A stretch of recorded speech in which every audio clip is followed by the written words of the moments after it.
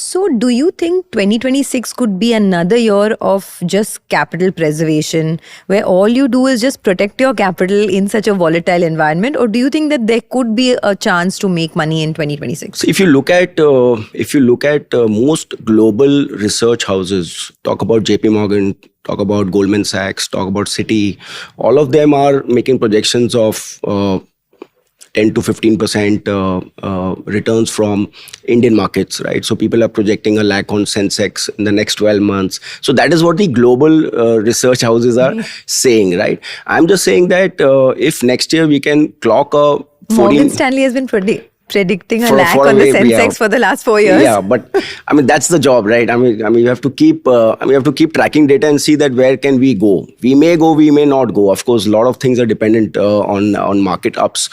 My only point is, and what I also hear from my interactions with Ramdevji also, is that we should keep our hawk's eye on the earnings. See, eventually what we are saying is that growth is equal to return. As long as your companies are growing their profits, the price will follow. It may come earlier, it may come with a lag, but it will make up for the growth the business is doing. So focus on the growth at this point of time. Don't focus too much on the price, right? And that should give you the comfort. So I would feel 26-27 financial year should be a better year than the current year and the previous year, because of all the reasons I'm saying that we feel that the growth will come back. You look at this, our government, because of all these uncertainties, global uncertainties, in the last 12 months have done multiple reforms. First reform they did was in the budget when they increased the tax limit to 12 lakh rupees. Now up to 12 lakh rupees, that's a massive reform from I think 5-6 lakh rupees. There was no tax to 12 lakh rupees, no tax, right? And probably 90% of the people earning salaries would be below 12 lakh rupees, right? So these guys don't pay tax. That's like 1,50,000 crores given in the hands of people with extra money. For what? To spend and to save, right? Because we are savings economy. But 2/3 of this money will be spent. It is getting spent, right? The second thing is the rate cuts. So your cost of capital is now gone down by 1%. Now you look at your home loans. Before the rate cuts used to be about 9.25%, 9.5%. If you want to buy a home today, the EMIs are cheaper by 2%. So the home loans have come down to 7%. So if the cost of capital is coming down, basically you are tempted to spend money. You are tempted to spend money by leveraging. If you want to buy a big ticket item or like a home or maybe a car, you can now leverage and you can spend ahead of when you actually planned. And the third massive reform is the GST reform. I mean, 90% of your goods and services are now in the 5 and 18% bracket, right? And look at what is happening after September. It's a party going on. You look at the auto sales numbers, you look at the TV, fridge, all of these things, the numbers are looking very, very exciting. But also if you think of it, globally actually we're seeing a kind of a K-shaped economy, right? Whether it's in the US, whether it's in India.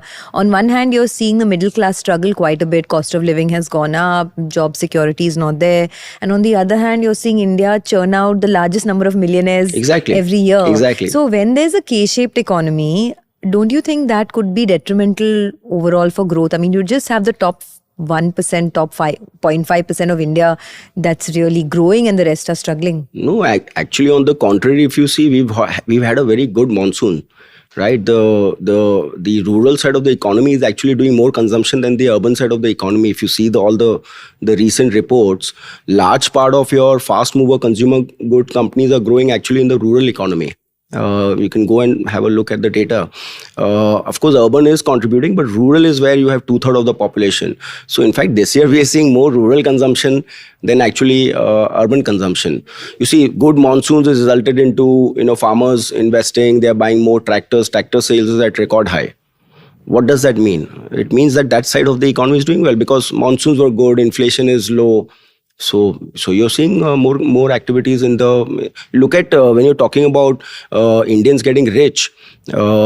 Actually, if you go below the top 5, maybe the top 10 cities, you're seeing more millionaires are actually coming out from the tier 2, tier 3 towns because tier 1 is kind of at a higher base, it will grow slow.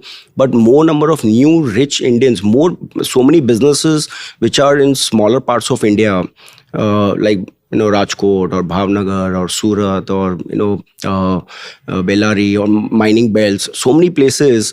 Most of the IPOs are actually, the factories are there.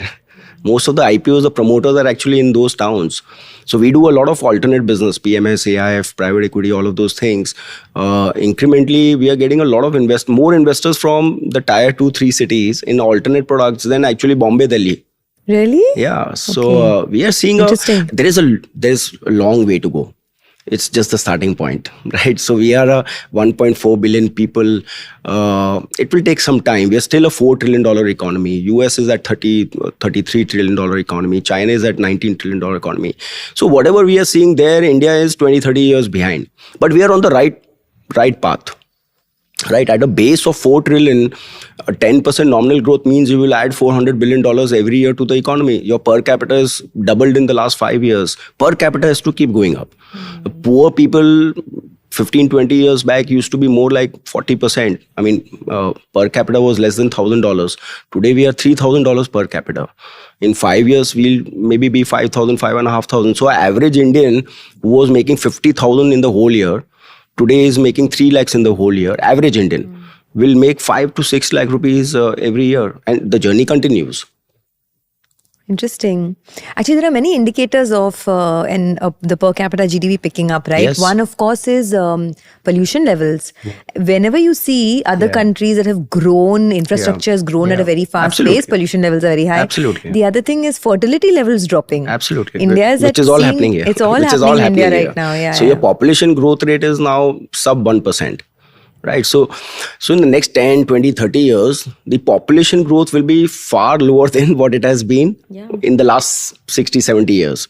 Right. So the population will probably peak out at maybe 1.7 billion people thereabouts. Right. So that coming down and your GDP ballooning.